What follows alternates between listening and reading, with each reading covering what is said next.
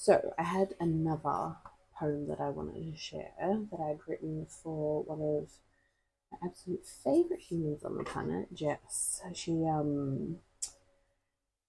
So I've known Jess since I was like, yeah, year seven when I first moved to the college that I went to, the girls' college, and she was just, I don't know, she really struck me as such a like nurturing, wholesome, loving, just like really honest.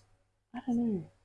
There's so many people, like even back then when I was 12, there's so many people that you come across that they're just like trying to pretend to be something or they're, thinking they're a bit cool or whatever. Or like chasing some version of the personality they want to have. Anyway, that was never Jess.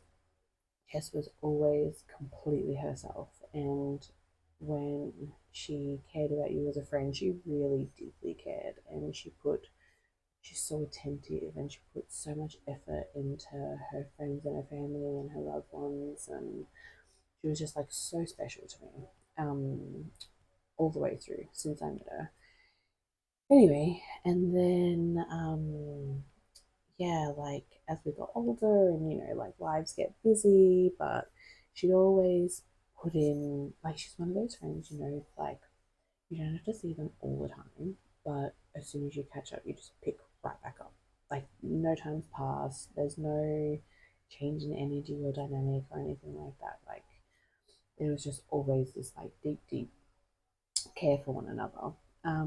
Anyway, and yeah, so Jess was ended up being my bridesmaid when I got married to my eldest son's father.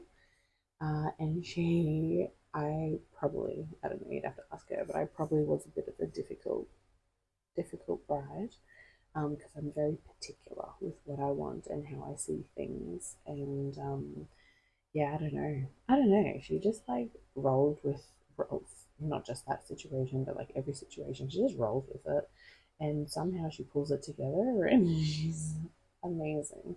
So yeah, so we went through all of that, and then post wedding, I was pregnant, and she was amazing. My whole pregnancy, she yeah, like helped me get everything ready, and she like was involved with baby expos and where she worked she had access to a lot of different things, and she'd forever be bringing things over and helping prepare the nursery, and she really was like it was our baby, like we were preparing for this baby, not myself and my son's dad.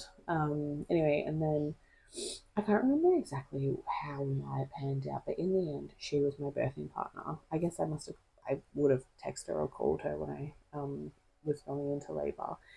Anyway, she like drove on down, and it was not close to her house. And yeah, she was like spraying me with clary sage and fanning me, and had like the whites out because I was like fucking not so low key shatting myself during that whole labor with my eldest. And she was wiping me up, and she was keeping me clean and keeping me hydrated, and yeah, like holding my hand through all the hours. Um, yeah, she's amazing. She's such an amazing support.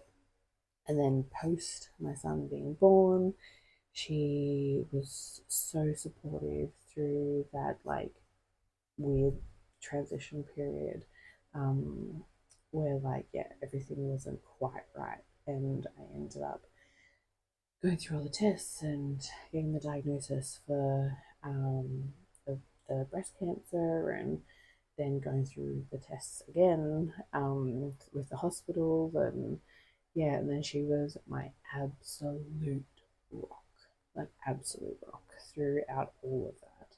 She was there like every chemo session. She'd prepare snacks and whatever, like little knickknacks and whatever for them for the session, and She like kind of helped organize everyone else in the background. Like there was always people there, and we always she just really brought like such a like healing, wholesome, loving energy to that experience when it really could have been terrible, horrible. um, and then I can't remember exactly. It was like near the end of the keynotes, and it turned out that I was a totally shit friend, and I didn't realize that Jess was very religious.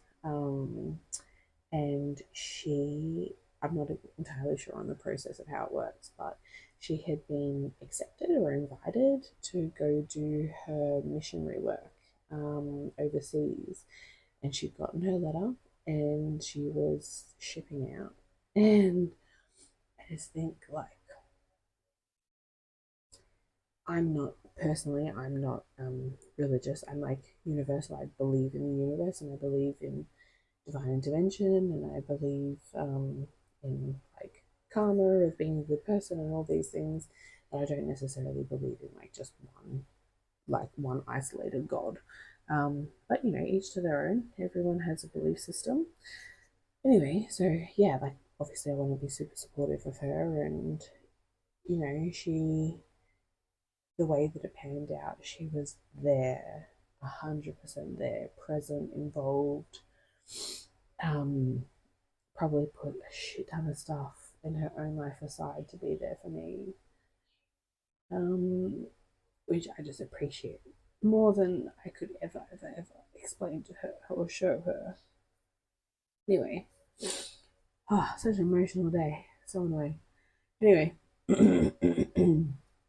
so I ended up writing this poem for her. So this one is called Pillar. So, okay. An angel on earth, a pillar of strength, a light so golden and pure society can't taint.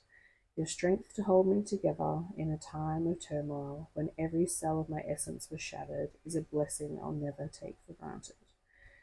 The light shining bright on my days, keeping a beacon of the future steady for me to see, gracing me with unconditional support and love that I'd never experienced before, educating me with morals of who I aspired to be. There'll never pass a day when your existence on this planet doesn't touch my soul.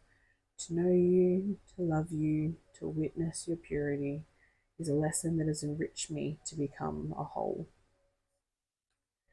But yeah, I don't know. I love you so much and I miss you so much.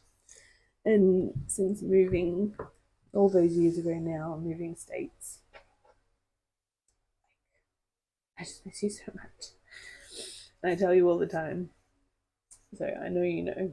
But anyway, absolute blessing of a friend. And I'm so lucky to have you and to know you and to love you. So yeah, and obviously I've shared this with you before, so it's not the first time you're hearing it. But anyway, I think it's good to pass on like appreciation and love and gratitude, because there's not enough of it in the world, and you're just so special. Anyway, okay, love you.